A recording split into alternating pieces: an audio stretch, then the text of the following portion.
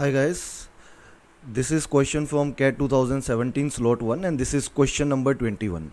This question is based on logarithm as well as geometric mean. तो मैं दोनों की बात कर लेता हूँ सबसे पहले इस क्वेश्चन को करवाने से जस्ट पहले। हाँ जी, so if we talk about logarithm तो लोगारिथम में वैसे तो बहुत सारे कॉन्सेप्ट्स हैं जो हम करते हैं क्लास में, but as far as this question is concerned हमें इतना पता होना चाहिए लाइक अगर मेरे पास लोग सपोज़ कुछ ऐसा लिखा हुआ है कि लोग, और यहाँ पे वैल्यू दे देता हूँ मैं x base two is equal to 3 है। तो अगर मैं आपसे पूछूं कि x का वैल्यू क्या आएगा तो आप क्या कहेंगे? इसको इसको पढ़ते कैसे हैं? इसको इस तरह से पढ़ते हैं कि 2 की इस बेस की ये पावर ली जाए तो ये x आएगा।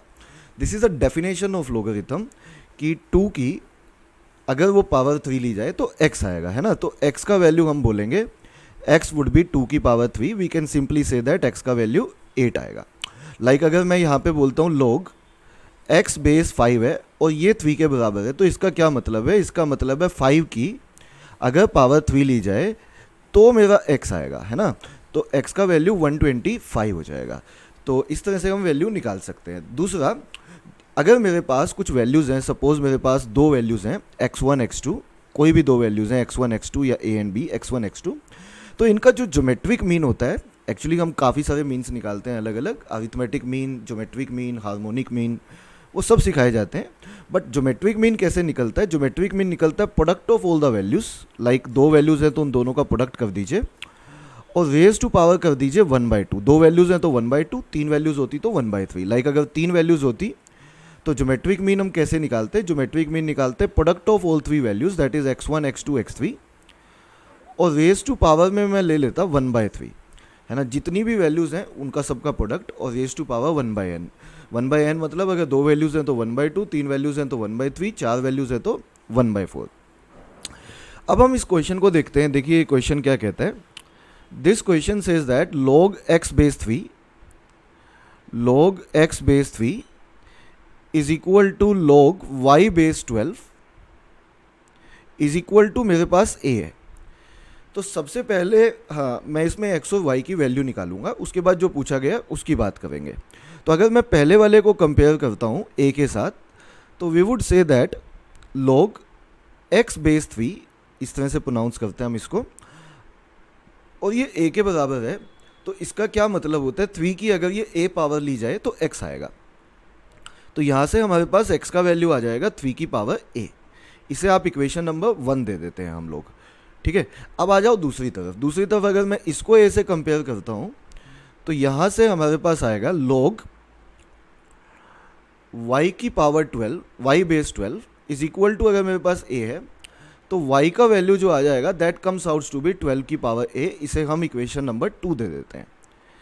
अब हमसे पूछा गया है find the value of log g base 6।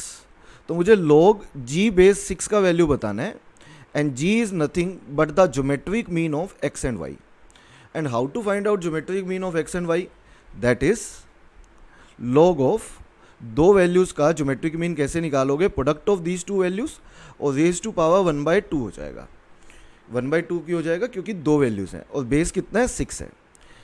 अब log में क्या होता है, इस 1/2 को आप आगे लेके आ सकते हो। तो you can say that 1/2 log x into y base 6 हो जाएगा, और x और y का वैल्यू मैं इक्वेशन नंबर 1 और 2 में से पुट कर देता हूँ।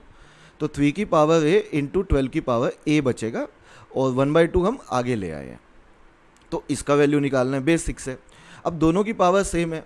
अगर दोनों की पावर सेम है तो मैं इसको a की पावर में एक ही ब्रैकेट में लिख सकता हूँ। I can write it like this, 3 into 12 base है और नीचे 6 है, और ये आपका आगे आ जाएगा। तो यहाँ से ये भी आगे आ जाएगा, तो it comes out to be a/2, और ये हो जाएगा log 36 बेस 6। अब मैं आपको log की डेफिनेशन बताता हूँ।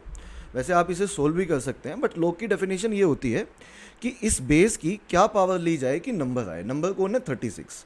देखो आप सोच के देखो मेरे साथ, मज़ा आएगा। मैंने कहा 6 की क्या पावर ली जाए कि 36 आए। मतलब इस तरह से जब आप करते हो तो आप कहेंगे, सर बच्चे कई बार बोलते हैं क्लास में कि सर हमें लोग बचपन में पढ़ाया तो गया था, हमें लोगरिथम टेबल देखने आती है, हमें एंटी लॉग की टेबल देखनी आती है, बस यही नहीं पता कि ये होता क्या है। दिस इज समथिंग लाइक, कई बार बच्चे बोलते हैं कि सर हमने डिफरेंशिएशन इंटीग्रेशन बहुत किया है 11th 12th में, है ना। लेकिन हमसे कोई पूछता था ना कि ये क्या कर रहे हो, बस वो कहते कि यही मत पूछना, क्योंकि हमें ये नहीं पता कि ये कर क्या रहे हैं, बस मज़ा आ रहा है करते हुए। तो ऐसा नहीं होना चाहिए, अपने को पता होना चाहिए कि हम कर क्या रहे हैं। तो अब log की डेफिनेशन क्या होती है कि 6 की क्या पावर ली जाए कि 36 आए, क्या पावर लोगे 2, तो वही इसकी वैल्यू है बस।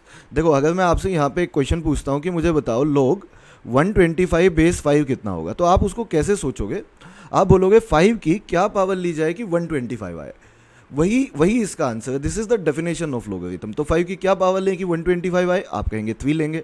जैसे अगर मैं पूछूं log 9 बेस 3, तो 3 की क्या पावर लूँ कि 9 आए, 2 लेंगे। ऐसे ही 6 की क्या पावर लूँ कि 36 आए, आप कहेंगे 2 लेंगे सर। तो can we say that a/2 into ये वैल्यू 2 हो जाएगी, and answer of this question comes out to be a। और ए ही सवाल का आंसर था, तो आंसर ऑप्शन डी फिट बैठता है, और आंसर ऑप्शन डी ही इस क्वेश्चन का सही आंसर है।